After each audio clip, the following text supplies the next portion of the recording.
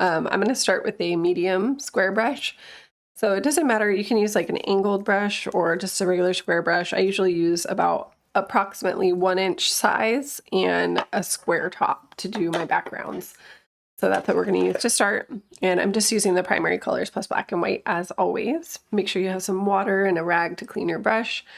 We're going to start with the blending and stuff. So let's practice with a little bit of water first. So I'm just going to get some water on my brush. And you can put a little bit of moisture on the canvas. A lot of times people put a little bit of water into the acrylics too to help with blending the sky in this kind of painting. Some people don't like to do it. You know, everyone has their own preferences. I find that it helps it blend on a little better, especially if your paints are a little thicker to start with, then they can be a little bit tricky to blend. And especially if like they're drying fast and stuff, the water will help them stay wet for longer to help with blending.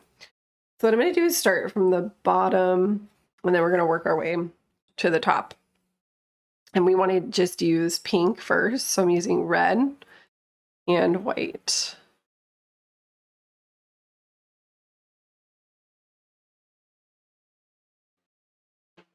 Now don't go too light. I'm going to go ahead to the bottom and do side to side.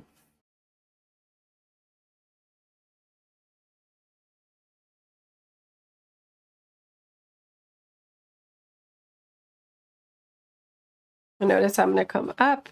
I'm going to come about halfway up. You can change the color a little bit, like maybe I add a little more white or something, or even make it darker if you want. But notice how I just went about halfway up the canvas. So don't go all the way just yet. And then what you can do once you get about halfway up is let's make some orange. So I'm going to use red and yellow, maybe just a touch of white, but not too much. So get that yellow in there. And then we're going to go orange. And then just go a little ways, not all the way up. I'm going to leave some space at the top.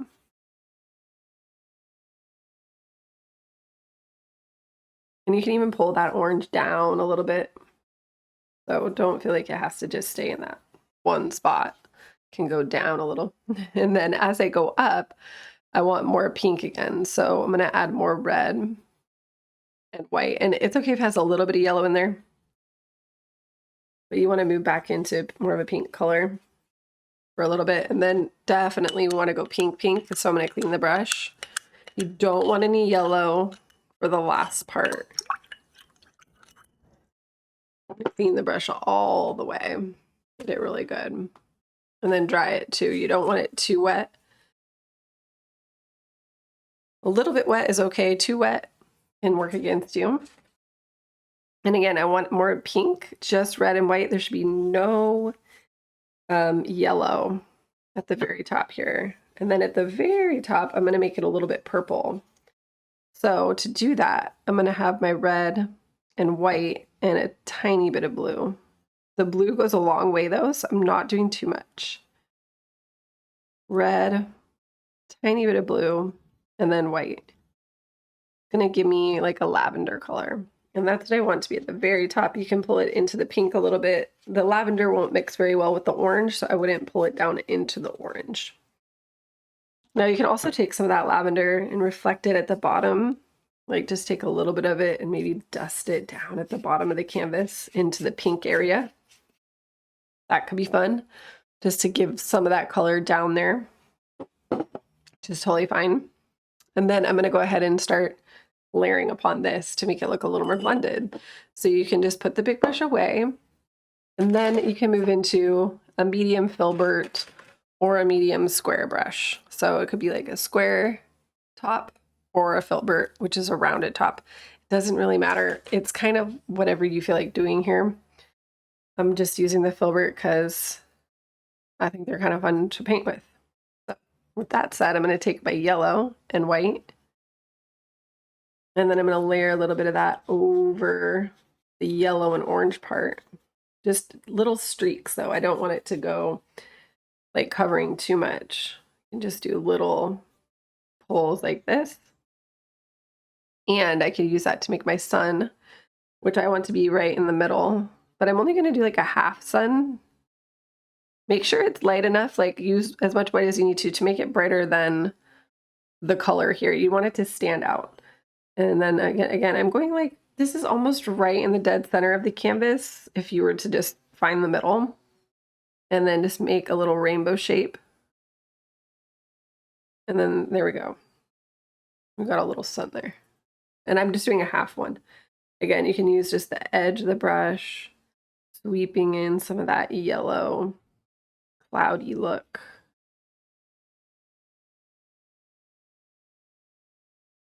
Notice I'm moving it on a little bit of a different diagonal. And then I want to add some more red to the brush. And maybe I have red and white, so it's more of the pink color, but maybe a little darker. So you can add a little more red to make it a little bit of a darker pink. And then you can put that like under the sun and around it to make it look like it's coming out of some pink clouds in the sky or something. So this is where we get creative with our imagination.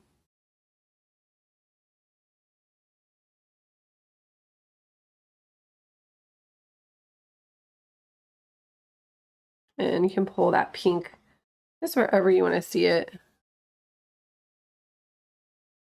So fun. Now, if you want more texture in the sky, that, you know, maybe using that lighter shade of yellow and white mixed together, make sure to clean your brush if you want to go back and add more of a lighter color, but yet you have dark on your brush. You know, you got to keep remembering to clean your brush anytime you change your colors.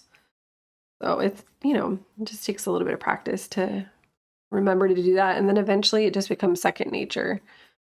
You just know what you want to do. You just do the thing without even thinking.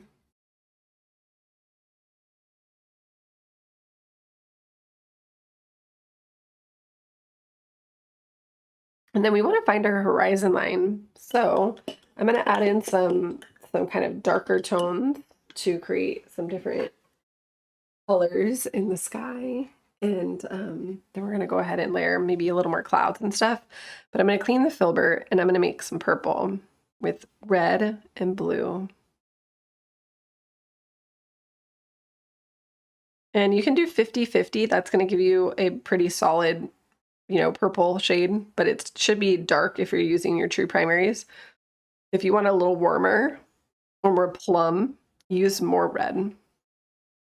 Notice the difference. It gets a little warmer. This is a little cooler over here, like more blue mixed in. I like it to be slightly on the warm side, especially for this color scheme that we're going for here, because we already have, it's like warm. It's a warm painting.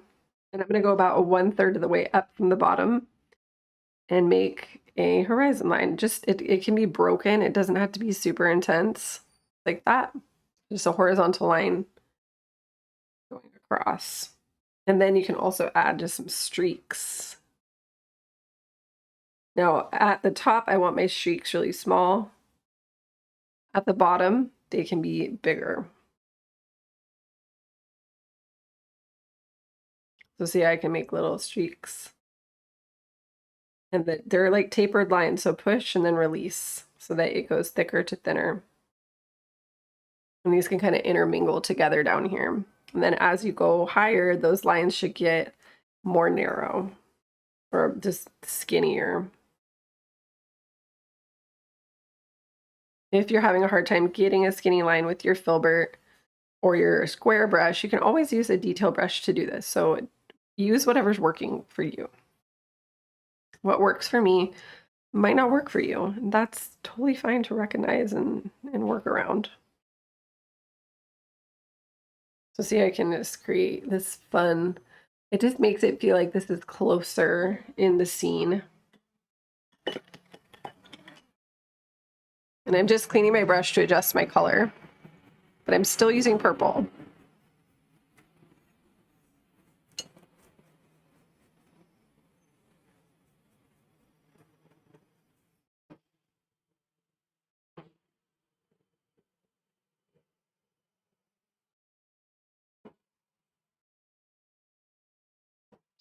So I'm trying to make something similar, just purple, but maybe it has a little more blue mixed in. And then I'm going to go ahead and add some like little bit to the sky at the top. just a little bit. So see how I can sweep in some of these colors, just making some more texture up there. And then I want to add white to it too, so that I can soften that. I don't want it to be too overpoweringly dark at the top. But I do want to break it up so that it's not just a solid color at the top. But it could be. It's not like wrong if it is, but it's fun to add different colors. And you can even pull some of that like lighter color down into the orange.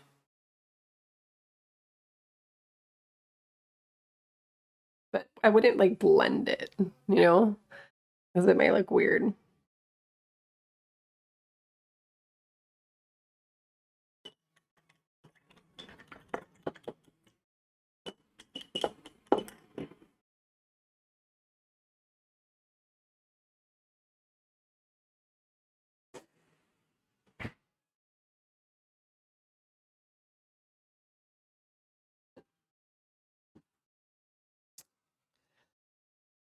And then if you want to tone anything down, the best color to use for that is pink. So if you want to clean your brush and just use pink color we started with, or something similar to that, using the same brush. So say I wanted to tone down some of my dark lines at the bottom, I can go in and just paint over part of the line, like with pink, to make it a little more subtle, or just tone the line down. So that's there for you.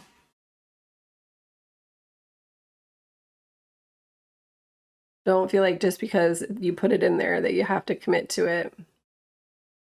The pink is really good for the top too, like where you put the darker purple down to blend it out a little bit if you want to soften it into the background a little bit more. I'm just painting some pink over those darker purple clouds. That way they get a little softened into the space.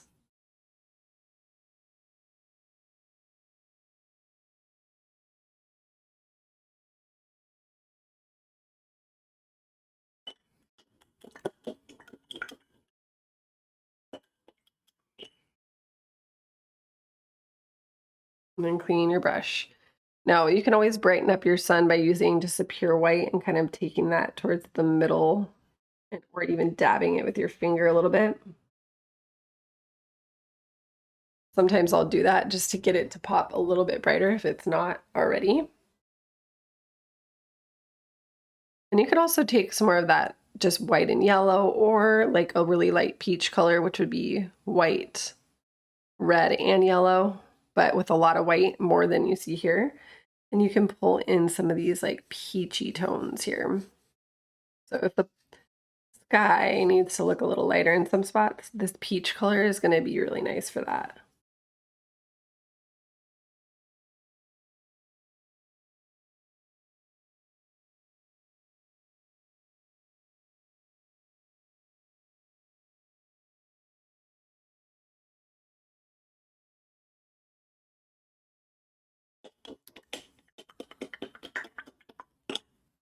And you can also use that peach color to do the same color, or you can make it a little lighter if you want. I might make mine a little lighter, but it still has yellow, red, and then just a lot of white, maybe even more white. Make it lighter. And then right under the sun, right below the dark line that we painted on our horizon, you're going to begin to reflect the sun. So you can just tap just a little bit above, and I'm just using the edge of the filbert. Again, you can use whatever brush works well for you for this. And I'm going to just go side to side until I come at least about halfway down in the middle.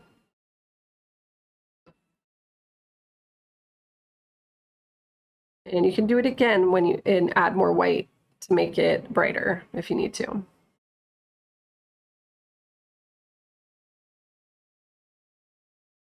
Now, some of those light colors can go out into the other part of the water, but just keep it less intense. So you want it to be more intense through the middle so that you kind of see that the idea of the reflection there. And then again, if any of those highlights get too crazy, using pink is a good way to tone your highlights down. So you can get your pink again, just your red and white, and be like, that was a little much, those are a little thick or whatever. I sometimes just paint over them to soften them so they still look a little, like it still looks like something, but it's more mellow. Sometimes when you just go in with the white, it can get a little carried away. You can soften the edges of the highlight down here.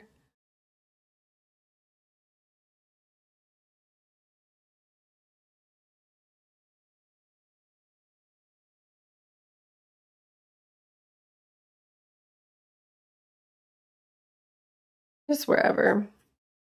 Just to make it look a little more natural. Like notice how now it looks a little more glowing, like less kind of harsh. So that is what I'm always going for when I go back and forth between my colors, is just making things look more natural, softer. And it usually works. If you work it a little bit, it usually comes together pretty well. Now for the palm frond, I do like to use the square brush, but you don't have to. Any kind of square brush will work pretty well. Not too small, not too big. I'm going to use this square one right here, this number 8 shader. You could also use just a little round brush. Anything really. I'll use a combination of these just to show you how you can work the brush differently. I'm going to start with the square. And we're going to do like a blue-black. Blue and black mixed together.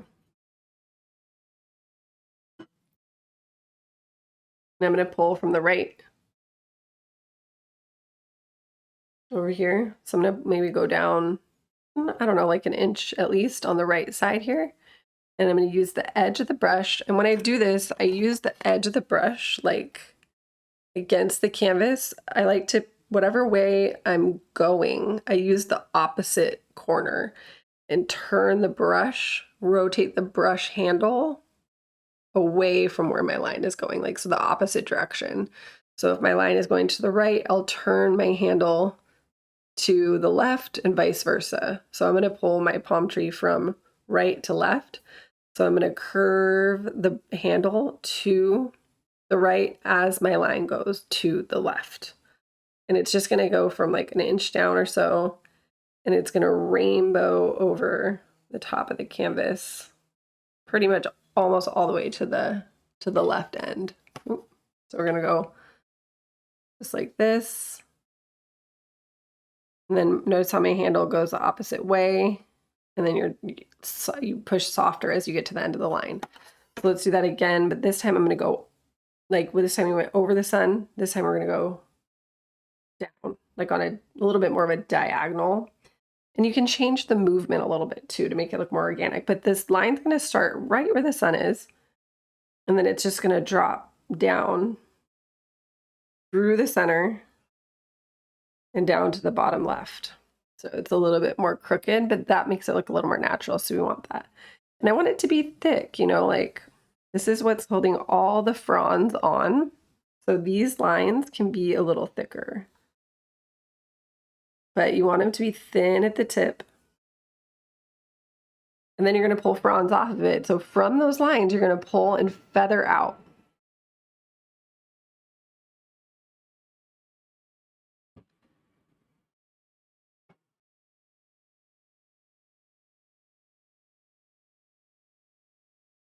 Notice how my handle goes the opposite direction of where my line is going.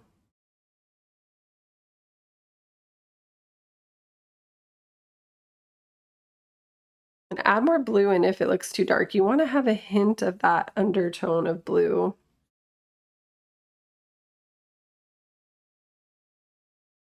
Now with palm tree fronds, like when you're doing, when I'm doing them like this, again, everybody does things differently. All art people, artists creating whatever. I like to make them longer and more like from the top part or the bigger part, and then as I get to the tip, my brush strokes won't be as long. So it creates that thicker to thinner with the shape of the frond itself. And then each line is the same way too. It's thicker at this base part, and then it gets thinner as I reach the end of the line.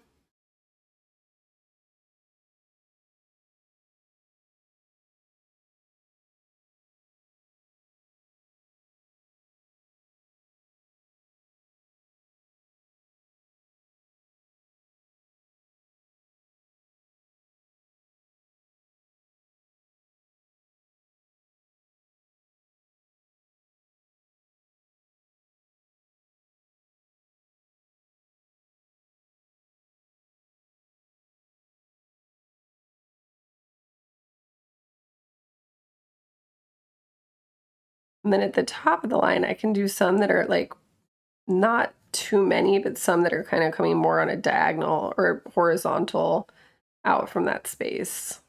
Because usually if there's a frond, these are kind of coming down with gravity. So you don't have them coming up that way always, depending on what the look you're trying to go for. So that's just something to consider. Maybe you have it doing that a little bit, but ultimately they're pulling down. So notice I pull out and then I pull down. So the gravity is like taking it there. But maybe these little shorter ones are a little more spiky, so they don't have as much gravity pulling them down because they're not as heavy. I don't know. It's getting kind of scientific there for a second, but art does have an element of that when you're recreating something in nature. You do have to be mindful of the physics of something sometimes.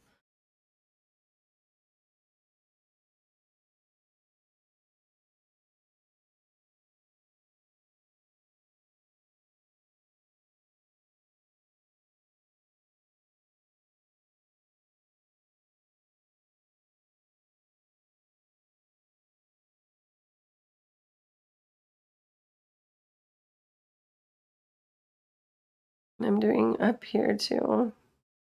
Same thing.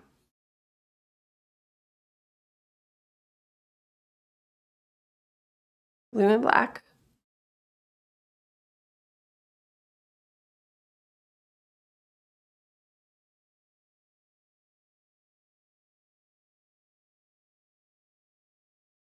And I'm just feathering as many as I can, and I'm not really thinking as I'm doing it. I'm just having fun with the brush stroke.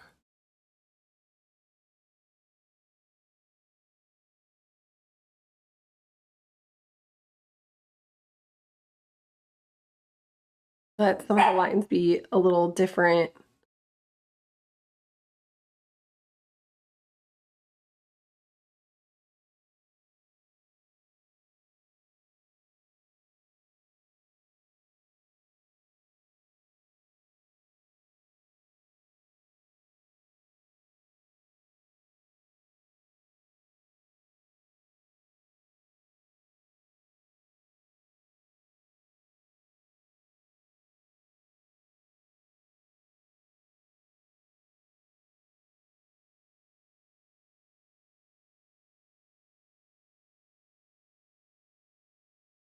And then we're going to do some going a little bit more up on a diagonal here on the back.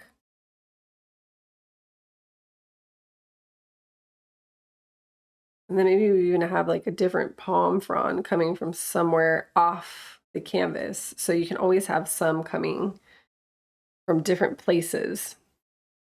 Maybe I want some coming down here.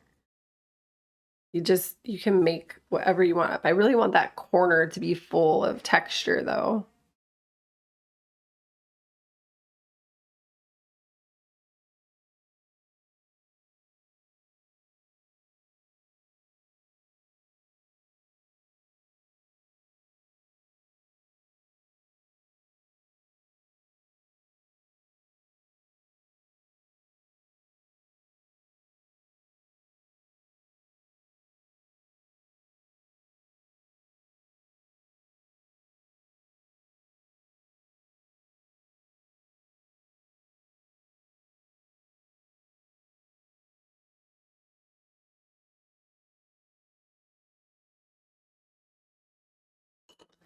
Now, once you have that in, you're pretty good. I mean, like you could stop there if you wanted, or you can create a little more contrast, which is what I usually like to do in the end of my, or when I get closer to the end. Now, this is where you can also take in a smaller brush. So maybe I have like this little itty bitty brush.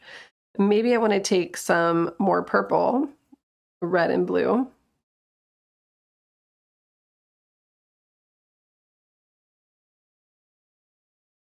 I'm just using about 50-50, and maybe I want to make this line on the horizon a little darker, at least right on that left where you could see it more. You don't see it as much here because you have all those leaves coming over. Or maybe I want to darken some of my lines down here. So this is where you can kind of come in and be like, ooh, I want these dark lines to come up a little darker in the scene.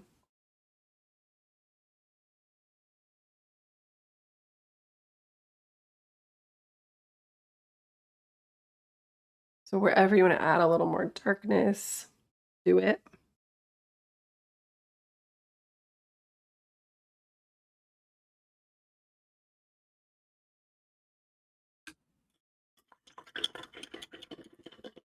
And then we can add some highlights too. So if you want to pull in like a different color for the tree, you could do like a light blue or something, or you could do pink, you could do purple, you could do even light green. So whatever you want to, maybe we'll do like a turquoise. So if we take blue with a tiny bit of yellow and white, this can give us a fun highlight color for our palm fronds. Now, usually when I choose to do like a highlight on something, I try to do it where the light source is, like closest to the light source. So the light source is here in the middle where the sun is. So if I were to highlight, I wouldn't highlight all of the leaves. I would just highlight the parts of the leaves that are the closest to the sun. So I would probably do the ones on the top right here. And just add a little bit of that turquoise to that area. Notice how that's the part that's close to, so maybe you do like the top of these ones. And then as I get further away, maybe I do a little bit, but I probably won't do it all the way over here.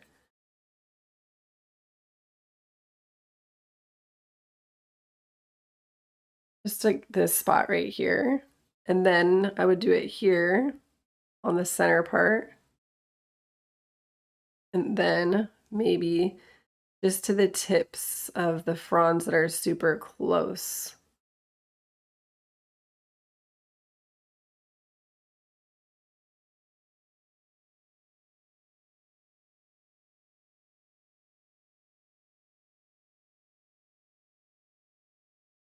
So notice how that kind of creates a glow in that space.